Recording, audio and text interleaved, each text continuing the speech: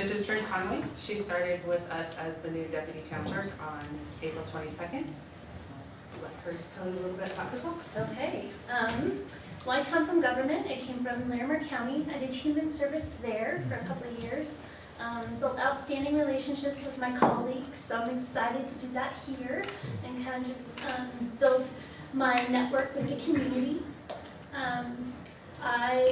In 2018, we sold our house in Fort Collins and moved back to Severance. We built a house out there last year. We're familiar with the Severance and Windsor community because we lived here before. We decided to come back because Fort Collins it's booming right now, as you all know, and Windsor is a growing community. So I'm super excited to be here and be a part of this community and watch it grow and be a part of that. So thank you. Welcome. Glad to have you. Thank you. Yes. I think Corinne has someone. Yes, this is Ethan. He joined our team in May, actually, for time, but he's actually not new to town. He's been here for quite some time, so I'll let him tell you a little bit more. Yeah, so I've lived in the town of Windsor my entire life. I'm 21. I graduated from Windsor High School in 2016, from Ames Community College in 2018, and then I'm currently a senior at UNC getting my computer information systems degree. So it's really good to apply like some of that knowledge to this job and some of the knowledge from here to that degree. So yeah, but I worked for the town for 7 years. I did a lot of various stuff at the rec center.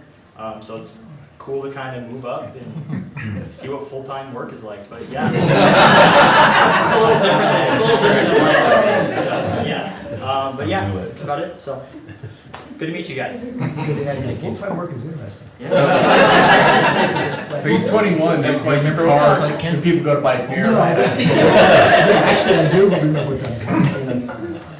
And Scott, I think you have somebody. Yeah, Justin Christensen just joined us last week as the new planner, Yeah. taking Carrie's position. So the big thing to know about Justin is he's a graduate of Iowa State University. Degree in Community and Regional Planning. Should we sing the fight song? That's right. Oh, Very does. Forgot. You did interview other candidates. It was a legitimate hire. What a coincidence, man. I sense a conspiracy. You want to share? Yeah, I went to Iowa State, graduated there. Me and my wife moved out here shortly afterwards. I took a couple of jobs before that. I worked down in Fort Lumpkin for a while, and then I moved up here. And I live in Greeley, and then I found a job here, basically. Good. Well, welcome to you and welcome to all of you. It's a great team and you guys are just going to make it better. Glad you're here. I think we're ready to have a conversation about the roundabouts. Yes, I don't sir. know who's going to lead that. Right, so Dennis, go ahead and jump up to the table, and I think Dennis would be a nice start for us. Welcome. Thank you. Is Dean here yet? Yeah, he's out there. And so we've got one handout for the board. One thing that I would say, one exercise that we wanted to do with this is to age the roundabout information a little bit from a couple of years ago. And so, well, you can, thank you. So you can kind of cycle through it, Dennis, but we're really trying to get a comparison for what we paid most recently to the quote we're looking at right now. Yeah, so some updates here. You know, the memorandum that was in your packet had a guess on my part what the engineering was going to cost. And then late Friday afternoon, we received from the Poudre Tech Metro District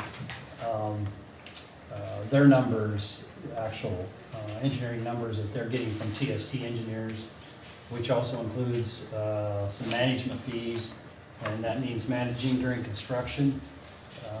Whenever a contractor has a question about the design, since TST designed it, you know, they would be the ones to answer that. And since the contractor would actually be working for the Metro District,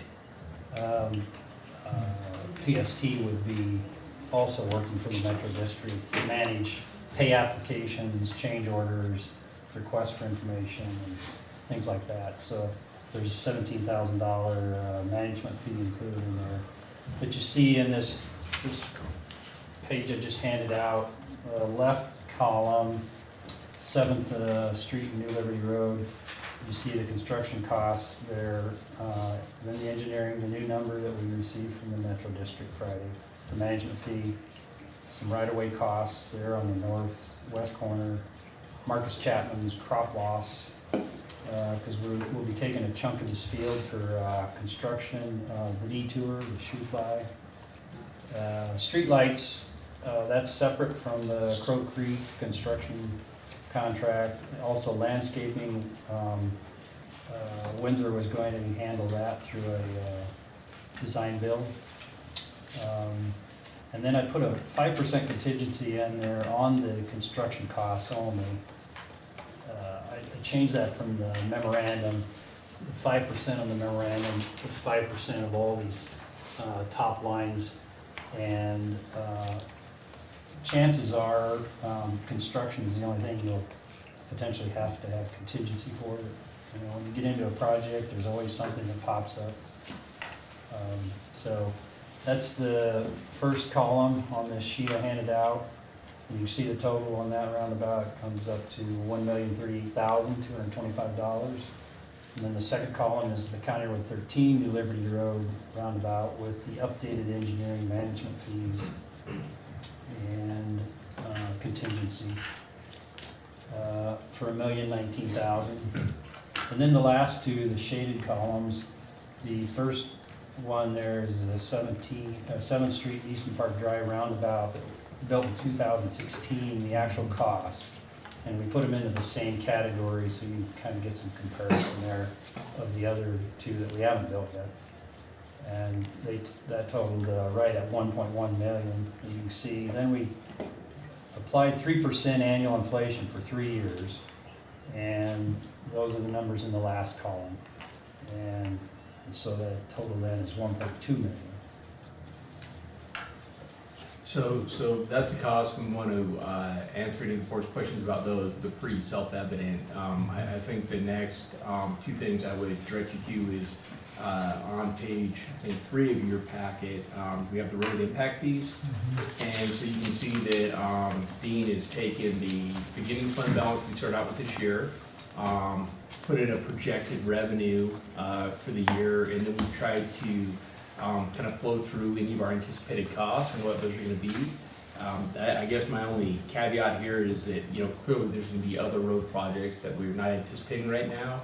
And so staff made kind of a best guess effort of what else could we be doing, what else is on the list, what could that look like, and apply some numbers here. But so you can see though, with those projects we could identify, you know, the road impact fee it doesn't look like anything that we could identify would be hurt by that. You know, the road impact fees are covering. And then I guess kind of the last one, page 5 and 15 is really a little bit more detail with those projects. So I think between Dean, Dennis and I, we can answer the questions on the projected revenue. Yes? I have a question on the projects. We did that whole roadway, wasn't a master plan, but a... Road improvement plan? Yeah. Yeah. I mean, what I was thinking, are any of those projects something that would rise above these roundabouts? And I don't really see them listed. Mm-hmm. So this was just taken from our 5-year capital plan, and that's it? Right. And maybe I'll give you an example. Maybe 13 and 392 could rise above this as we see all the traffic that I'm making up the project. Sure. I think it's kind of important, and I'm not saying it would, but we're not looking at all the projects to see what might rise above these. right. And Dennis, you want to? Well, and when I think about it, and, you know, without giving it a lot of time and a lot of thought, but my first thought is, these are two important intersections because we saw problems at these two intersections. We had a study done to see if they warranted a traffic signal. Right. And they did. And so they're two important intersections and they do need something right now. And when I think about, just real quickly, think about other places, I don't think of any that rise above it right now. Okay.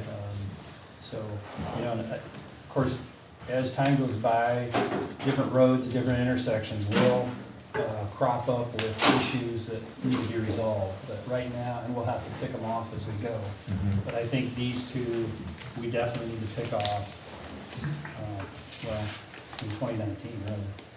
So I think they're the top priority right now. And then Dennis, I'm trying to remember, 'cause I have seen that plan, but do we have costs associated with all those projects, or were they just projects identified? I'm trying to remember. There's costs. There were costs identified. What about the right turn lanes at 392 and County Road 5? I see the other projects here, the roundabouts We the new have Ptarmigan those in the budget. for 19. I think design is in 2019 and construction is in 2020. Yeah, well, we put both in 19, in the budget. Address that the board wanted to address both in 19. I think on this list, we dropped it down to 20, but they were both budgeted for 19, but we don't think we're gonna actually get to construction until. Okay, because these look like developer projects. Well, yeah, see, these are strictly road impact fees. Okay. We have some of our road projects budgeted in the capital improvement fund, Okay. using sales tax, not road impact. Thank you for clarifying that. That helps.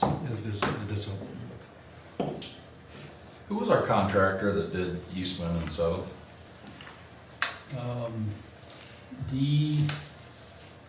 DCP, Because I thought we were going with Crow Creek originally, and we weren't bidding it out, et cetera, to try to save money over using DCP or one of our previous contracts, and obviously now we're not too much less, which has me reconsidering why we even considered using Crow Creek and not bidding it out, et cetera, at this point.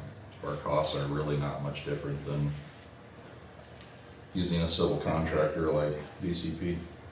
well, granted, they're in the same ballpark, but still, the Crow Creek numbers for construction are, $140,000 to $157,000 less. So percentage-wise, that's still pretty significant if you use the inflated 7th and Eastern Park Drive numbers.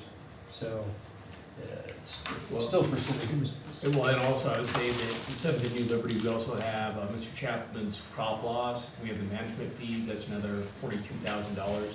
So when you compare that to any kind of age summary, I mean, I think it's about a 20% savings.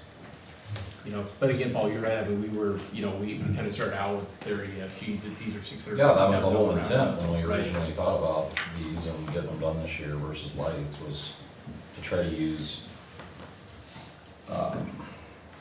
Martin Lynn's, preferred contractor, I guess, to, I don't know, how do you say that, but the people that have done, well, I guess the roundabout at Crossroads and Covered Bridge was also Crow Creek that did that on behalf of the town, and Martin, so, I don't know, I just come back, because, I mean, these numbers are not too damn far off of what we were trying to avoid.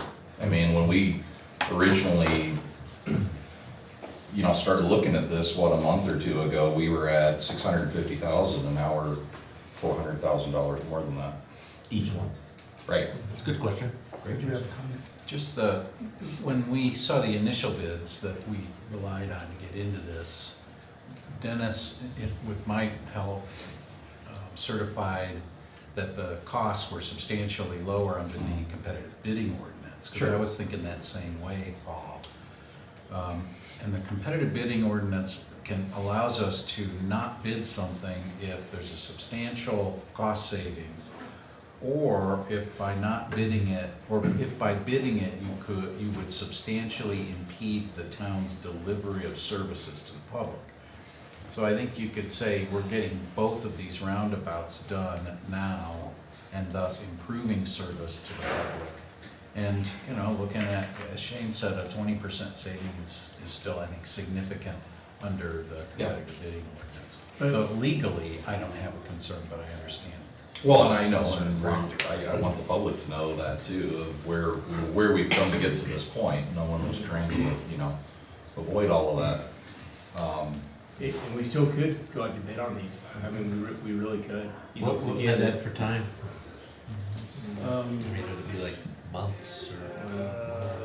Probably at least 45 days.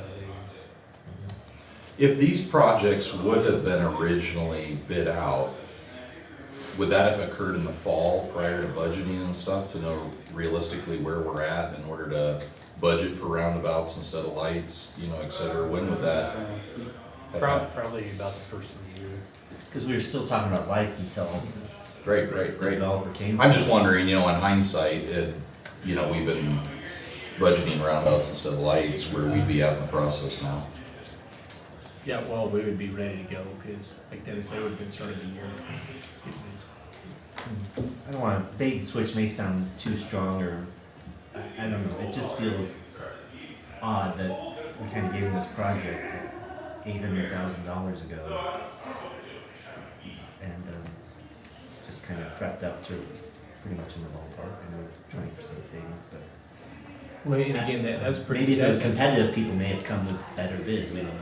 Right, well, and again, I would be clear that that's kind of aging, that last one, you know, by 3% a year, which I think is, with what we've seen with construction costs, not an unreasonable thing to do, but it's still, we can't really say it's 20% less. I just wanted to give ourselves some perspective of how are these prices. And this will be up to our absolute standards as if we were to do it, like, did 7th Street have a better concrete or more thicker, or No, they're not it'd be gonna, up there. they're not cutting corners? Oh, they're all circle. No corners. They're not cutting circles here? Hopefully they're cutting corners. Find out. We don't want to square it out. A little comic relief for everybody at home. So that is, I would say, you know, from a board policy and really just a discussion, you know, these are really the three options we have. One is to go back to the traffic signal. I would say I still believe that a roundabout is a better long-term design for the community. I think it's a safer design, and I think based on what we're projecting for revenue to come in to cover these, I still think that's the best solution. The next question is, you know, kind of based on this whole discussion, and staff has had that a little bit internally today as well, is there we at a point where we really need to take these out to bid, because the cost savings are coming in a lot closer. So is there wisdom in doing that? Does the 45-day delay keep it within the fiscal year? I mean, great if we're still done before winter. Right, you could still get this done by winter. We have, you know, one of the issues is that we were trying to get this in before is Labor Day because of the boat races in Water Valley. So, We also really had a goal of getting these done before the next school year. You know, we've heard a lot from parents, school traffic at both intersections, so I think kind of that Labor Day for both reasons is a good reason to have these done. You might remember the last time we talked about this a week or two ago, I asked Dennis really quick if the detour at 7th and Eastman Park was paved. It was a paved detour, it wasn't millings and nor dirt. I couldn't remember, because I remember some people would cut the corners and it would shoot dust up into the air and stuff, so I couldn't remember how we did that. So I can't see how going to a full build out versus what we're dealing with here is gonna result in anything less than 1.2 plus. Most likely, if 7th and Eastman, done to our standards, et cetera, the same size as what we're proposing here at these two intersections, I don't think we're gonna come in any lower. I think we're gonna be a couple $100,000 more than what we're already talking about here. We run the risk if we put it up to bid. That's right. It just feels, I just don't like the process. Yeah, no, I definitely have heartburn over the price increase too, but given all the data and looking at the revenue analysis, I think this is probably the way to go, in my opinion. Well, and I threw the idea out last time we talked about this a week or two ago about picking one. I mean, we budgeted 700,000 of saying, okay, let's spend the extra 400,000 and pick one of the two, which one's the most dangerous intersection right now to do. I did briefly talk to Martin and John Vasquez, some of the people that, you know, do the engineering, et cetera, within the last week, and they both thought the 13th and New Liberty would be the more dangerous of the two. There's a lot of people that try to shoot the gap to go across to Steeplechase, et cetera. If we were to pick one out of the two to still, you know, do them, et cetera. I mentioned, I think we'd still be on the hook for Mr. Chapman's crop loss this year. he's, Oh, did because he we've been not? working with him, and so he's already not He's planned it that anticipated day. Yeah. He's anticipated it. For that. So Okay. I think we would be on the hook for the one on Seventh regardless. And I'd also say from this year's budget to, the 2019 budget, we stayed about what we thought we were gonna spend, a little bit over. Yeah. But from an actual revenue and finance standpoint, there's really no difference in the budget. It's just, we're just paying, we've got the money to do them both. And I think next year, if we remobilize, we go back out to bid, do this stuff, I don't know if there would actually be savings to the taxpayers in doing one this year and one next year. My guess is we would actually pay more money by splitting it that way. It is a viable alternative. I'd just say, I think it gets more complicated because like Mr. Chapman has already anticipated us. Are we having to borrow out of the road impact fund, or was that? Well, it's not. Or wasn't it? Well, I thought we had talked about we were gonna have to maybe borrow from That's right, well, and that was what, before. road impact to, or vice versa, to the general fund or something like Right, that. and then when Mr. Moore got back from his motorcycle wrestling event, and had a chance to go through with him and look at our road impact fee fund, that's not necessary anymore. We have a fund balance right there, that's what we started to figure out. So we're, I just wanted to put it back out there that we're not having to borrow and pay interest to one fund or something no, like that. that was my initial concept before I had a chance to sit down with Dean and really take a look.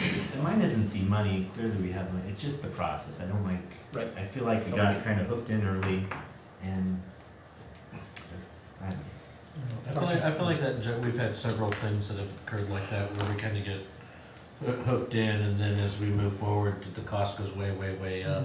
And then we have to check ourselves and say, if it was like this from the get-go, would we do it? And on this one, for me, I would say yes. But I definitely, this one's kind of just keeps going and going, and there's probably 2 or 3 other examples, of not just roads, but other projects that have kind of gone that way. Did you have an opinion, Dr. Jones? Well, first of all, I think the Larimer 5 and 392 should be the #1 priority. But if we're not ready to go up there until next year, then I guess that's the way it is. I Well, feel- and I'm sorry, Dr. Jones, but that is, like Dennis said, that's just shown in our capital fund, it's just not being paid for out of this fund, so it's still in there, it's not being removed out of the. For this budget. year? Yes, sir. Is it? Yeah. The engineering this Design. year, Well, construction well, next year's way. I think we put the construction in this year's budget But we're still. probably not gonna be able to start. Yeah, the odds of us doing that But were we have the very money slim. to cover that We do. as soon as we can get it. If We still have to get some right of Well, way. yeah, what were you thinking, There. Dr. Jones? That's, okay, Dennis, what'd you say? We still have to get some right of way for the 392 widening, Okay. and that's not gonna be a slam dunk. That's not gonna be a friendly property owner. Okay, so according to these figures, after we do both roundabouts and everything else in here, we've got 5 million balance at the end of the year. Mhm. Yeah, I agree with what's been said about the way this inched up, I mean, more than inched up, it went up about 30–40% from what we anticipated, but I think roundabouts are the way to go. Versus traffic lights, so. What about landscaping? On the side of either one of these, are they gonna have landscaping, or is it just all cement? They will at Oh, I'm sorry, It's in the budget area. sorry. Our Parks, Recreation, and Culture Department, Budget. handled the landscaping at 7th and Crossroads, and so they're taking this on. Yeah, so we're reflecting that cost in here, but it wouldn't actually be done by the contractor. This is gonna be our kind of allowance to Parks, Recs, and Culture to do it. Okay. And what's the deal with the management fee again? That bugs me. So Crow Creek will be actually working for, under contract with the Metro Districts. And so TST, as the designers, will be there to manage pay requests from the contractor to the Metro District, answering questions that inevitably come up during construction. What did you mean by this? This won't work. Give me another design alternative here, something like that. Isn't that part of their job? Well, it's typically part of the job, but of course, it's not included in the original engineering. So who would do it if this roundabout, would you the project manager? Staff managed the project, and then if a question came up that staff couldn't answer, because we didn't design it, we'd go back to the original designer and say, what did you mean by this? Right. And is this a viable alternative to what you have designed here? So we did that occasionally, and we would get billed by the hour for that kind of work.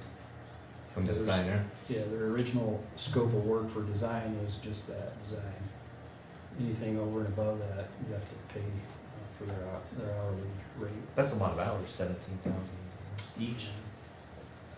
Long And that's just, that might come in lower based on the hours that they need. Is that a flat fee or? We could investigate that and ask them, how that's set up and whether that, Is that a fixed fee or is that an estimated cost? That's what I or not to exceed or something like that. Not to exceed? Yeah. So it could be less, Could be but hourly, not to exceed that. Or we could work on that and see if we can't get it, the not to exceed down Yeah. before we actually move forward. Yeah, it's just an estimate. But I think the substantive question for the board is really just on, so if we all agree roundabouts, and I think we all agree that, I think that is good perspective if we'd known, 60 days ago, these things would end up at $1 million each, what have we done through this process? So I think that's really the substantive question for the board, is whether or not you'd like us to just take this out to bid, or if you want to roll forward with Crow Creek. I think, none of us like the idea that the costs went up fairly substantially in a short period of time, but we have a study that says we need to do something there. I think most of us agree that roundabouts are safer than the traffic lights. And I'm thinking about the timing. It'd be nice to get things done before school starts, and who knows about the weather. And in going out to bid, I'm not confident that we'd get a bid any lower than this. This seems like a 15 to 20% below probably what we would get at bid. So given all that, I really lean toward full speed ahead. But what do you need from us? Well, just that direction, because I think you guys are talking about, the same kind of discussion staff has had today, so. What are you all thinking? Could I ask a couple more questions really quick, and then I'll. Oh, sure, I'm sorry. The right-of-way and easement, does that go to Mr. Chapman as well? Is the right-of-way Yes, and easement, that's on his property. that's his It's a corner? little- It's a little corner on his property, it's about 400 square feet. And, which he's agreeable to? Yes.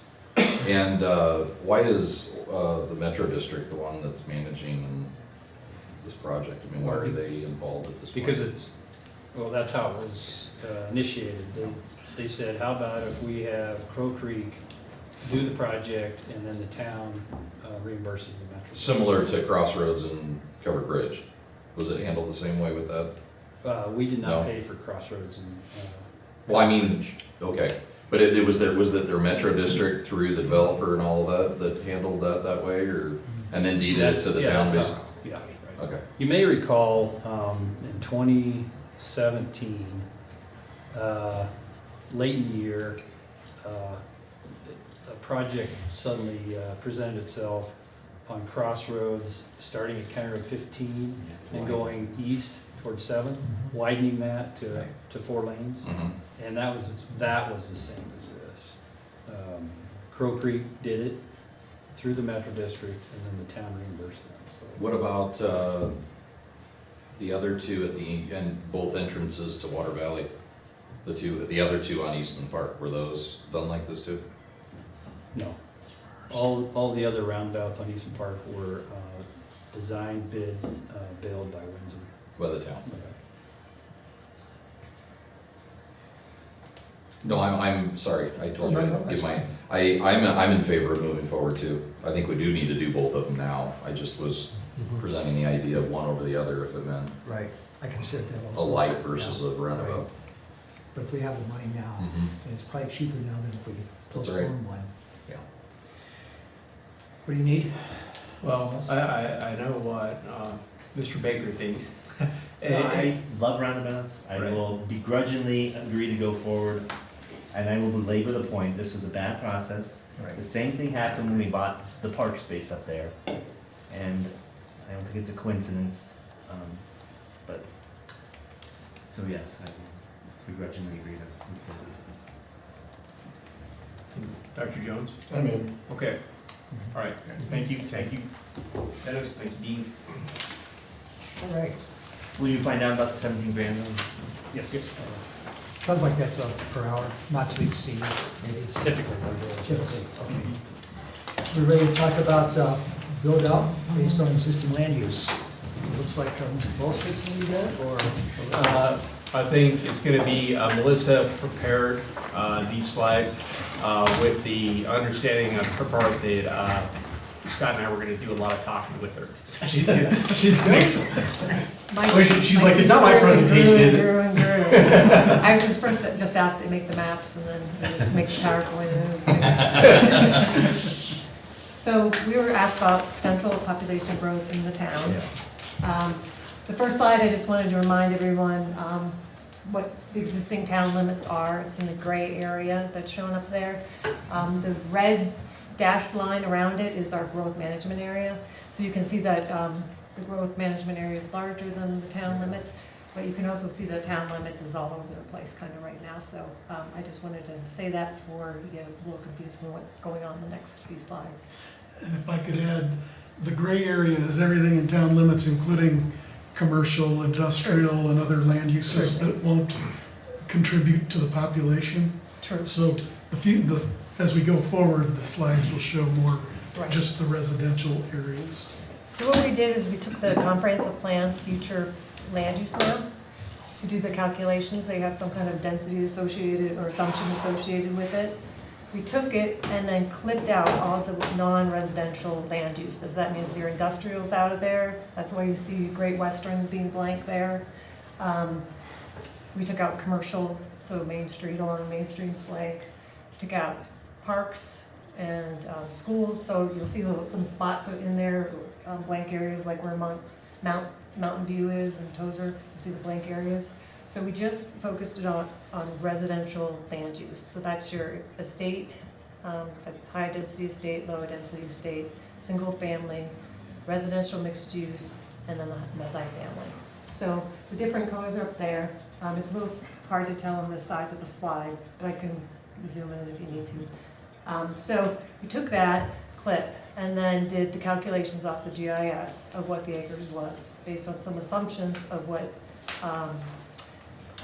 a percentage of the overall acres that would likely develop that result in residential versus streets being removed and areas for parks and something like that. And then we reduced it again based on, well, I won't get that too detailed, but then we also had assumptions on family unit size, people per dwelling unit. So we have those. And that came up with a build-out population of approximately 100,000. I know that's been thrown around. It's actually probably a little higher than that with the calcs that we have, but it was close enough that it made sense. So that's where that 100,000 is coming from. And if I could just add to that as well, the 100,000 number has been around for quite a while. Just our land use map hasn't changed all that much since it was prepared maybe 15 years ago. The 100,000 number was what we calculated back then as well. And it's important to note that that includes everything within the growth management area, including those areas that have developed in the county. So like Ptarmigan and those types of subdivisions that aren't actually in town, they factor into that 100,000 population because they're within our growth management area.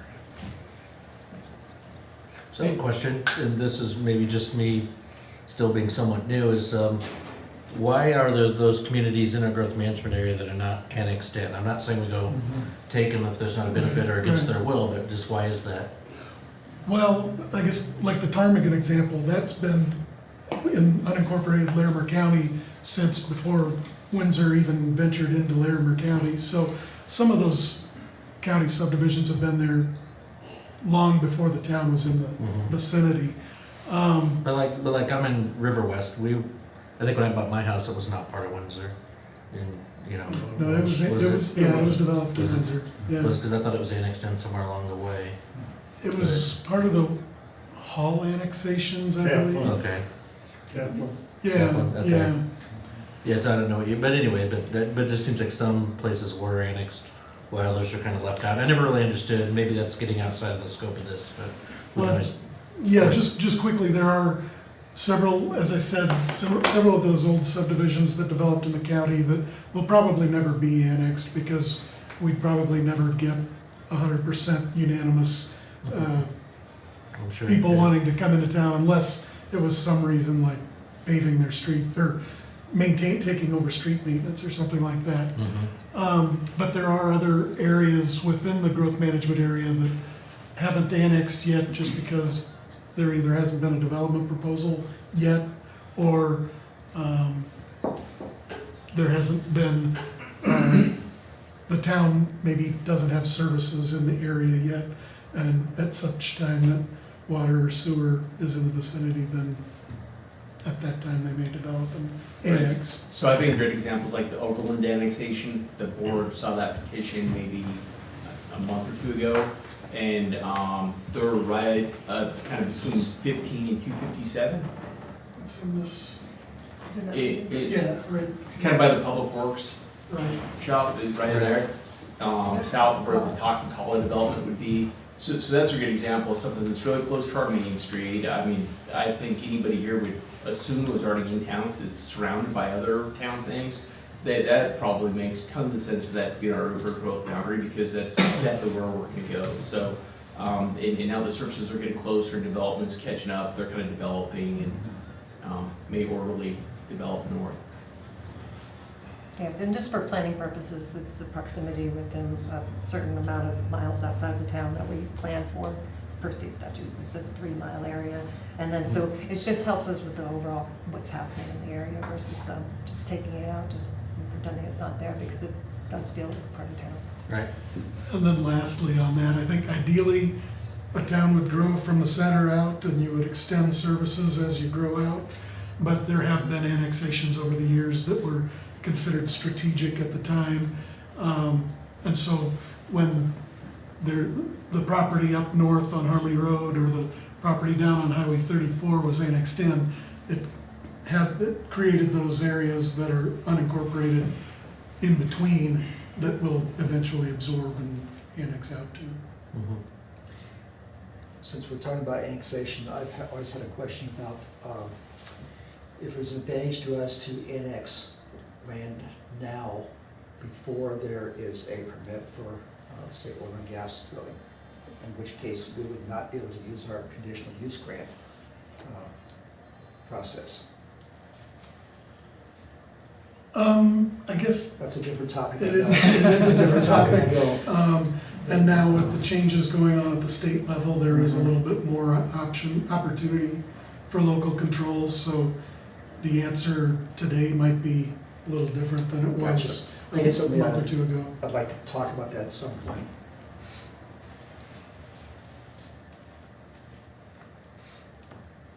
And then just one last thing on this is including all water providers. This isn't anything to do with who's providing the water, it's just total land use. So this is now that first slide you saw with the gray area. I clicked, and I'm sorry I'm using GIS terms, but basically it just took that land use, the overall land use, clipped it by that in the GIS to get just what's in town boundaries, just to see where we're at as a town proper versus 100,000. It's coming up to about, according to the land use plan, about 7,200. Thousand, yes.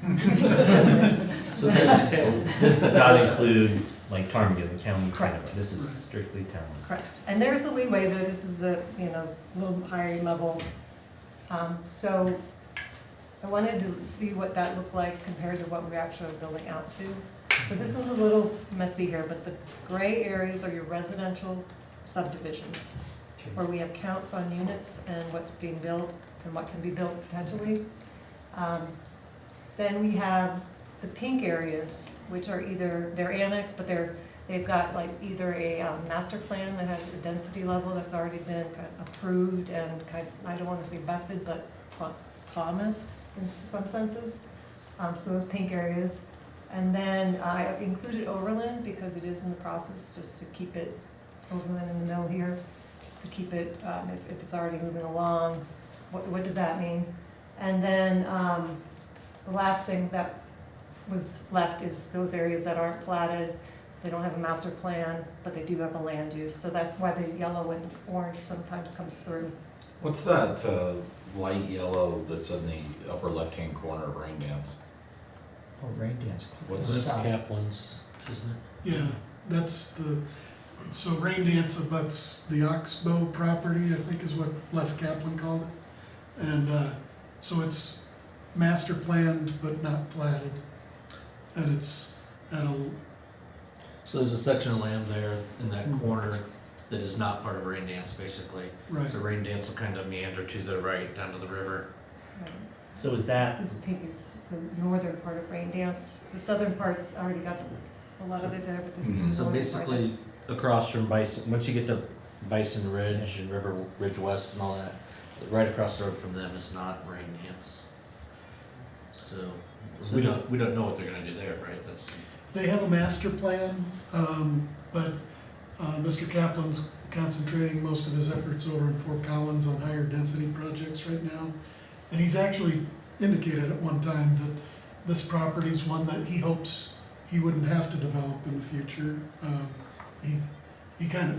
He likes this property and its natural value. So he has indicated that, but that was probably 6 or 8 years ago. So I apologize, I missed it as a master plan and didn't get the pink, so Mm. I apologize for that. so is that not included in the numbers then? It is, the land use pieces, and usually the master plan is based on the land use capacity, so they're pretty close. But as you can see with this, we're coming in lower with what we're actually finding on the ground. And that has to do with, you have a potential to do 4 units per acre, but if the developer comes in at 3, it's not a big deal. And that comes in with like the residential mixed use that we have. A lot of the ones that are coming in are basically at a single family level of densities, so that the potential's not being built on the ground. We're getting a little bit different mix. I think my question wasn't clear. Oh, sorry. That's all right, those colored boxes besides gray and pink, The yellow and the stripes. anywhere on the map? Mhm. Yeah. Are those factored into your, Yes, okay, 72 and 68? correct. If I didn't have something already telling me what the density was gonna be, I just reverted back to the land use one. And I just want to point out, there's one glaring hole in this, is that we're in 2019 now. We've never been further from a census, and so right now, we're kind of using our multiplier number of people Right. per home. And so we may find out in 2020, well, instead of 2.7, it's really 2.2, or it's really 3.5, and that has a huge effect on these. So every housing unit, we're using that multiplier to really get to these numbers. So it's just kind of a, I don't think it's gonna be crazily different, but, we really are so far away from that census that it's really hard to know what our housing units, how many retirees versus families, and how that comes through. Well, and we're really 2 years away from having those numbers, because yes, the census is pretty much all of 2020, and Right. then we don't know into 2021 until what those numbers are, so. That's right, yeah, so anyway, yeah, we're just pretty far away from having, a really good multiplier. I think that, those are just backups in case you asked what the land use map looked like. But yeah, so basically we're coming up with something that is about 70,000 already. And I was talking to Shannon earlier that we could go get down a little bit and get a little more, not I agree. precision, but yeah, I agree. on some of these, this is a higher level just with this, using the land use, but the subdivision information if you needed a little more detail, but again, the census might be the best way to do that. Can I ask a idiot question for the record? A subdivision like Ptarmigan, that's in our growth management area, but yet it is considered to be Windsor, or they have a Windsor post office box, or and then the neighborhood across the street on the south side of 392 up there. What are they considered? Are they considered unincorporated Larimer? Is that how they're defined as? Yeah. And I But think of course, they identify as Windsor.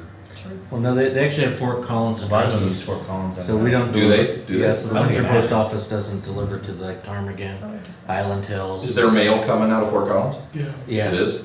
Yeah. So if they were annexed, they'd have to change their address, their city address. The 80528 zip code on the west side of town all comes out of the Fort Collins post office. And we've had made numerous attempts to try and have a consistent 80550 zip code throughout, but the local post office obviously just couldn't add that much territory just from a logistical standpoint. But and I think, facilities. I think many of them do identify as Windsor, though, even though they have a Fort Collins address. Yeah. But Because you're like, 80550, aren't you? like when I do a community conversation, those folks are there. They all Actually, in shop. pretty good numbers, yeah, they shop in But if town. they were to become annexed, then they would be Windsor 80550, we're providing service, maybe not, we don't know, they The don't zip code know. would stay the same, Zip code. but if we annexed them, they would be Windsor residents. Mhm. With potentially the 80528 zip code, Yeah, Windsor 80528 or something like Yeah, that, we- meaning they're.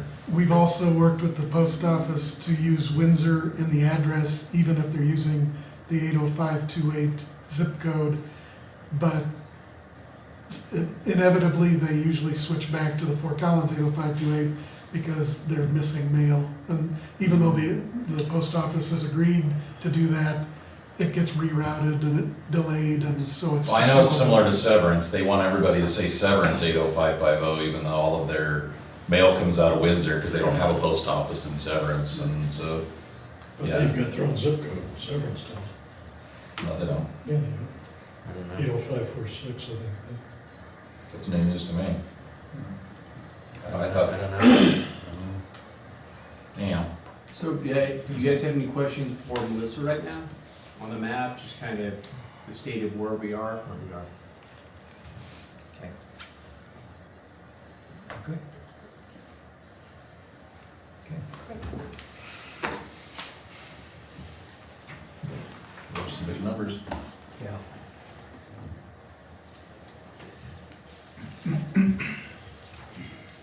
No, that's good though, because I've heard the 100,000 number many times. I've never seen it broken down to just town limits. And what we figure on is what, 2.5 residents per? 2.7. Well, the 2.7. house is 2.7. I think it was 2.8, the original one, when we compared it to the 2009 study that I did some estimation, but I know the other ones were 2.7. So, That'd be an interesting number because it depends on the demographics Oh. of who's moving in. Right. Read that many millennials are not having 2 and 3 kids, Exactly. so, Or any. yeah, they might have 2.5 and see, you know. And it's That's right, they multi-family. say that's gonna be a big deal here pretty It could soon. be, it could be. You know, So- the workforce, less people paying into social security, Absolutely. it's gonna We got be to a big reverse pyramid. economic Yeah. change. Right. Just getting you through the system. Yeah, you know, Don't count us, it's 80546 are those areas right But I was guess this on the just other- information for us? Yeah, or it do you is. have It's some, all of the rest. uh, Yeah, no, this essential- was just basic information. Okay, good deal.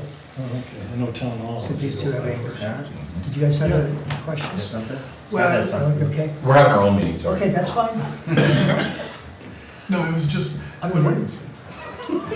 when we were talking about fewer kids and household sizes, I think we'll also see that there's a growing trend in non-traditional Right. families as well, Right. with parents and Right. adult kids living together, or grandparents moving in with, Yeah. so, Or Golden Girls situation. or, yeah, roommates. Roommates. I think there are a lot more of those out there than, it's just A lot of Yeah. blended Brady families, you exactly never know what we're gonna Right. a diverse family.